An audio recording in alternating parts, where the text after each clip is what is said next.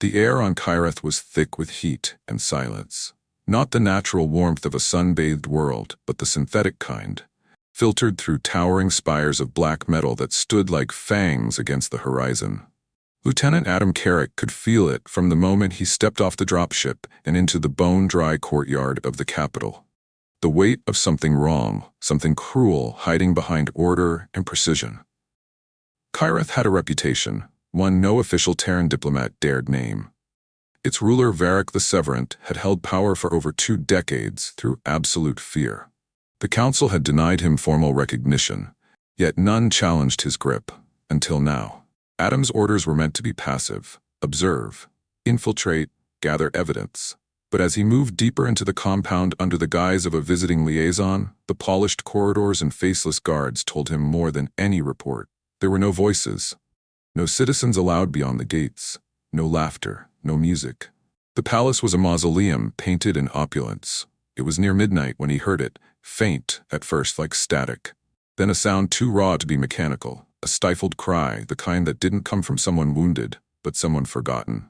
Adam followed it through narrow halls and forbidden stairwells, past security grids disabled by a borrowed clearance code, downward, deeper, into the heart of the palace, where no light reached naturally. A door waited at the end of a service corridor, thick, sealed, unmarked. He hacked it. The lock hissed open, revealing a small stone chamber lined with old restraints and cracked tiles. And in the farthest corner, curled around herself like a creature that had forgotten how to stand, was a girl. No, a woman. She didn't look up. Her skin shimmered faintly under the dim emergency lights, pale silver with streaks of violet, bruises and scar lines across her arms. Her hair, tangled and long, fell like a curtain over her face. She wore no robe, no armor, only thin, tattered fabric stretched over a frame too lean to have been properly fed. Adam froze. Then she spoke. "I told you I wouldn't scream anymore." Her voice was barely more than air, and yet it cut through him like a blade. "I'm not here to hurt you," he said, stepping forward slowly. That made her look up. Her eyes were haunting, iridescent with slits like a serpent's but wide with disbelief. She blinked, as though trying to determine if he was real or just another vision sent by solitude. "You're human," he nodded. "Lieutenant Adam Carrick? And you are?" She hesitated, then whispered a name. "Viera." Then she added, almost to herself, "Viera Varric, the forgotten daughter." She couldn't stand without pain. Adam took off his cloak and draped it around her before lifting her into his arms. Her body was light, far too light. It was the weight of years, of starvation, of bones that had given up on strength. Yet she said nothing. She didn't cry out or curse him or weep. She simply leaned into his shoulder and closed her eyes, as though she didn't care what came next. He carried her through the corridors in silence, his heart pounding. Each step was a defiance. Each corner they turned could mean discovery, but the halls remained quiet, the guards absent. No alarms. As if no one dared to check the dungeon anymore, not even the Tyrant himself. In a hidden chamber where Adam had stashed emergency supplies, he laid her down on a cushioned bench and poured a vial of filtered water into her cupped hands. She drank it with the slow gratitude of someone unfamiliar with mercy. "Why would your father keep you here?" he asked. Her expression didn't change. "Because I was born with empathy." He stared at her. "My mother was a healer," she continued. "She died protecting rebel children during the purges. He called her a traitor to his legacy. I was meant to be his heir, but I felt everything. I cried when I shouldn't. I questioned him in public, so he labeled me defective, locked me away before I could become a stain on his image." "And the galaxy thinks you're dead," Adam murmured. She nodded. "He made sure of it." Adam stood, pacing. His mind raced. This wasn't just some mistreated daughter. This was a living secret, one that could unravel Varric's power if she lived to speak. But she was more than a weapon. She was a human being, half alien, half soul. And she looked at him not with hope, but with quiet resignation. "No one will believe you saved me," she said. "Not even if I speak it." "I don't need them to believe it," Adam said. "I just need to get you out of here alive." "You won't make it to the gates," she replied, her voice hollow. "He'll kill you, or worse." "Let him try," Adam said, his eyes hardening. She turned her head to him. There was something like a flicker in her gaze then. Not hope, not yet, but the first faint ember of disbelief cracking under the weight of something she'd never seen before: kindness. And that was how it began. Not with a revolution, but with a wounded whisper and a soldier's refusal to walk away. By the time the palace stirred to life, Adam and Vieira were already moving through the service ducts that snaked behind the walls of Kyth's great citadel. It wasn't the kind of route marked on schematics. No, these were escape paths designed generations ago, relics from the time when rulers feared assassination more than rebellion. Vieira remembered them well. Her mother had whispered of them when she was still young enough to dream of rescue. Now, crawling behind ventilation grates, her muscles aching with every shift, she followed a man who should never have come, who had no reason to carry her weight, but did so anyway. Each time she faltered, Adam reached back for her hand without hesitation. No pity. Just presence. The palace above them throbbed with movement. Guards shuffled in precision, summoned by subtle alarms, the kind that whispered before they screamed. Adam had wiped the security record of the dungeon, but even he knew it was a matter of time before someone noticed the missing ghost in the dark. As they paused in the narrow belly of the corridor, Vieira leaned against the steel, sweat trailing down her temple. Her hands trembled, but she clenched her fists against the weakness. "You'll never make it out if I slow you down," she said, voice low. "I'm not leaving without you," Adam replied simply. "You don't even know what I am." He looked at her, eyes steady. "You're someone who's been hurt beyond words and still breathes." "That's enough." She said nothing, but in that breathless space, something fragile bloomed. They reached the old servant gate at the edge of the northern wall just before dawn. Through the narrow lattice of black iron, the horizon unfolded in violet haze. The twin sons of Kyth had not yet breached the mountain line, and the capital was cast in hues of mourning. But the gate was sealed, long rusted, chained with reinforced alloy. Adam exhaled. He withdrew a compact charge from his belt. "I have one silent cutter," he said. "After this, we run." "You'll get shot," she said. He nodded. "Probably, but I've been shot before." He set the charge. The slow burn of the filament ignited, slicing the lock like butter. The gate swung open with a whisper. Outside lay the dead riverbed, once a moat, now cracked and dry. The path to the outer city would take them through the Forge district, if they weren't seen. Vieira stepped forward first. She didn't look back, and Adam followed without question. They reached the Forge district by midday, hidden beneath old mechanic cloaks taken from a storage cache Adam had secured days before. The city pulsed with heat. Industrial smog clouded the sky, and great vents coughed steam into the choking air. Here, the people moved differently. Quiet, heads down, eyes weary. No banners, no joy, only endurance. They stopped in an abandoned silo near the edge of the worker stacks. Adam secured the perimeter while Vieira collapsed on the floor, her breath ragged, her skin pale. He knelt beside her, opening a field med kit. "You're dehydrated," he said. "I need to disappear," she whispered. "If they find me, they'll slaughter anyone near me." Adam offered her water. She took it this time, slowly. "You weren't supposed to care," she said, meeting his eyes. "I didn't plan to," he answered honestly. "But you didn't give me much choice." A flicker of something passed through her expression. Pain, gratitude, disbelief. She sat up straighter. "There's a shipyard west of here, hidden under the mining refinery. My mother had it built. Smugglers used to come through. We could steal something fast." Adam nodded. "You still trust me?" "No," she said. "But I want to." Outside, a patrol marched down the steel roads, armored and silent. The voices of the city grew quieter with every step they took. The people here knew the rhythm of oppression.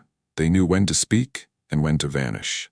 Adam placed a hand on Vieira's shoulder. "One last run."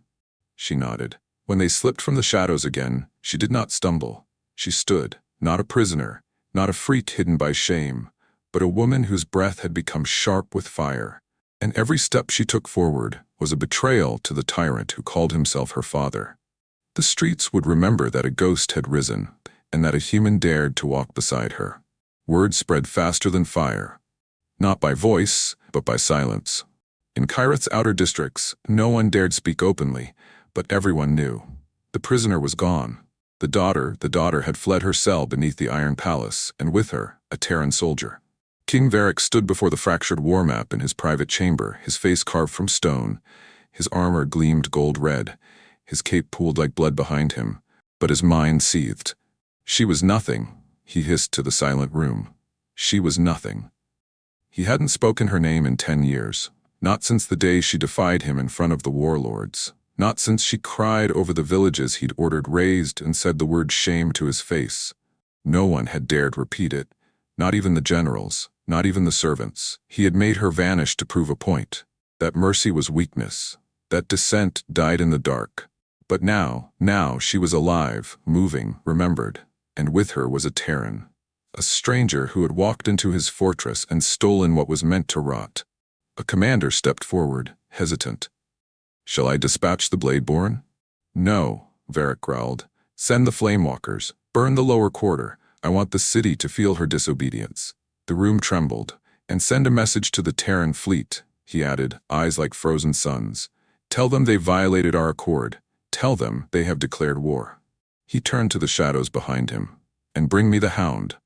From the corner of the throne hall, a figure emerged, tall, silent, wrapped in black cloth from throat to boot. The king's personal assassin. A man without voice, without name. "Track them," Varric said, voice dropping to a whisper. "Bring me her heart." As the Flamewalkers moved toward the city and smoke began to rise over the industrial quarter, the Tyrant smiled. "Let the people scream. Let the stars watch. Let the galaxy know that no one defies a king and lives." The shipyard was buried beneath layers of mining slag and forgotten ore silos. Viera remembered it only from childhood stories, tales whispered by her mother before her voice was taken away. Adam had to blow the lock on the lower shaft entrance, and the moment the seal cracked, the smell of old dust and reactor oil hit them like a memory. They stepped into the dark, boots echoing off rusted steel. "Smugglers built this?" Adam asked, sweeping a light across the jagged tunnel. Viera nodded. "She helped them. She said the future would need exits the crown couldn't see." The stairwell led them into a vast underground hangar choked with cobwebs and silence. A single ship rested on the central pad, half covered in tarp, the kind of vessel built not for comfort but for escape, small, fast, and mean. Adam approached the console. "Old code, but it's intact. Might take a few minutes."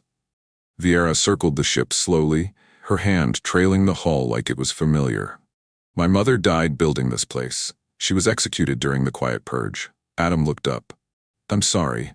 She told me once, before they took her, that if I ever made it here I'd have a choice."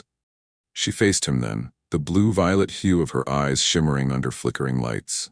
"I thought I'd die in that cell. I thought I wanted to." Adam left the console. "You're not dead. I'm not free either." He stepped closer. "But you're not alone." They stood in silence, the ship's lights pulsing gently as if hearing them. Outside, distant tremors shook the soil. Sirens echoed faintly. The city above was burning. Adam activated the ship's systems. "We can be off-world in 30 minutes. Once we hit orbit, I can contact the Vanguard and—" "No," Viera said, quietly but firmly. "If we run, he wins, again." Adam turned. "If we stay, you die." "Maybe," she said, "but not before I make them see what he did to me." He stared at her, the bruises still lining her arms, the rawness in her voice, the fire in her stance.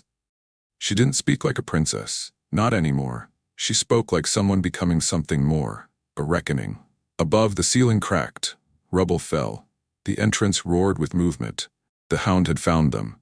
Viera looked to Adam. "I need one more fight." He nodded, and drew his weapon. The battle wouldn't be clean, it wouldn't be fair, but neither of them had ever asked for that. The silence shattered. Through the narrow steel passage leading into the hidden hangar, a presence entered, neither hurried nor loud, but absolute. The assassin moved with the stillness of a blade already buried. His armor was matte black, unmarked, and pulsing faintly at the joints with an unnatural energy. His steps were deliberate. Final. Adam turned the moment he heard the distortion of the air. He pulled Viera behind the ship's landing gear, scanning for an angle. The hound didn't need weapons. His body was one. He was a legend, the king's silent death, raised in laboratories and shadow camps, unflinching, unthinking, unrelenting. The ship wouldn't launch. The secondary ignition coil was fried. The only path out was through the very creature that had been trained to end rebellion in its infancy. "He'll come straight for me," Viera whispered. Adam nodded, checking the charge on his pulse rifle. "That gives me one clean shot." "It won't kill him." No, Adam admitted, but it might slow him down. The hound moved through the fog of dust and memory with the precision of a predator. He didn't speak, he didn't need to. Every step was a promise. Every heartbeat he took was borrowed from someone else's end. When he lunged, he didn't aim for Adam, he went for her. Viera moved, not away, but toward. She ducked the killing arc, spinning low, dragging a metal rod from the ground like a blade. It clanged uselessly against the assassin's armored side, but it gave Adam the angle he needed. One blast, straight to the exposed actuator under the hound's left shoulder. A flash, a hiss. The hound staggered, but did not fall. The fight erupted in chaos. Steel met fire, flesh met force. Adam fought like a soldier taught to improvise. Viera fought like someone who had spent years dreaming of a moment to fight back. The hound didn't slow. He threw Adam against the hull, cracking ribs. He caught Viera by the throat, lifted her from the ground. But when she spat into his mask, when she said, "I am not my father's prisoner anymore," something flickered. Just for a moment, and Adam, bleeding and dazed, pulled the emergency plasma rod from the ship's hull and rammed it into the assassin's spine. The hound convulsed, then collapsed. Smoke filled the chamber. Sirens began to scream above. They had seconds, minutes at most, before more came. Viera helped Adam to his feet. "You broke 2 ribs," she said, half frantic. "Good," he coughed. "That means they're still mine." She stared at him. "You came for me. You stayed." He met her gaze. "I always will." The ship's systems came online with a guttural hum as the last bypass command succeeded. Viera sat in the co-pilot's seat, her fingers dancing over a cracked console, overriding security and reconnecting to Kyth's dormant relay towers, ones once built for the crown, now reactivated for a single voice. She stared into the broadcast lens, not as a girl caged by blood, but as a woman made of scars. "This is Viera Varick," she said, "daughter of the Tyrant, survivor of his dungeon. I was locked away so that no one would know I had a heart, that I could think, feel, care. My father rules by fear. I speak now to break it." Adam watched from the doorway, his breath shallow from bruised ribs, his eyes fixed on her. "He told you I was dead. He told you I was mad. He said compassion was a defect. He was wrong." She leaned forward, eyes blazing. "I am alive, and I remember everything." Across the planet, across the systems orbiting Kyth, the message spread. Factory workers paused their machines. Farmers stood frozen beneath 2 suns. Nobles stared in disbelief. Generals who had once bowed to the king clenched their fists. A daughter had returned from the dead, not to ask for pity, but to offer truth. "I do not ask for power," she finished. "I ask for justice, and I won't stop until Kyth remembers what it means to be free." The screen cut out. The ship lifted. Beneath them, the hangar began to collapse as reinforcements swarmed in too late. In the cockpit, Adam turned to her. "Now what?" he asked. Viera looked out at the stars. "Now," she said, "we make him afraid." For the first time in years, the stars over Kyth didn't belong to the king. They belonged to a rebel daughter and the human who gave her wings. The Iron Palace had never been stormed. Its walls, fortified with psionic cores and buried defense systems, were said to be impregnable. But walls meant nothing when the enemy came not with siege weapons, but with truth. In the wake of Viera's broadcast, riots broke like waves through Kyth districts. Civilians took to the streets, demanding to see the daughter they were told had perished in dishonor. Entire battalions, once silent beneath the king's command, began to hesitate. Some dropped their arms, others turned them. In orbit, the Terran Vanguard issued a statement of support for Viera's liberation and condemned King Varick for crimes against sentience. The galaxy, once silent to Kyth's suffering, now turned its eyes toward the fire. From the bridge of the smuggler's vessel, now repurposed as their command ship, Adam stood beside Viera, watching the city below fracture under its own weight. "We hit the palace at sundown," he said. Viera didn't look at him. Her eyes were fixed on the skyline, where the black towers still stood like a crown of rot. "He'll expect a frontal assault. That's why we won't give him one." Adam led a small team into the catacombs beneath the palace, tunnels the royal architects had abandoned when Viera was still a child. She led them with certainty, her memories guiding them through stone like a map inked in grief. Behind them followed a wave of resistance fighters, former guards, citizens, allies awakened by truth. They breached the throne hall just as dusk cast firelight across the marbled floor. Viera stepped through the shattered doors alone. And her father was waiting. Varric rose from the throne like a mountain from the sea, still clad in his ceremonial armor, his face shadowed by disbelief. "You," he said, almost a laugh, "you would stand here unchained?" Viera walked slowly, each step a quiet refusal. "I am your shame, father, and your legacy. All in one," he sneered. "What do you think this is? A reckoning?" "No," she said softly, "a choice." He moved to strike her, but the guards flanking him did not move. They stared at her, at the bruises, the voice, the fire that had survived everything. Viera held her ground. "Kneel, or be buried in your throne." And the tyrant, the man who had silenced systems, found himself alone. He did not kneel, he fled, but not far. Adam was waiting in the corridor beyond. The king fell without glory. No blood, no last word, just silence.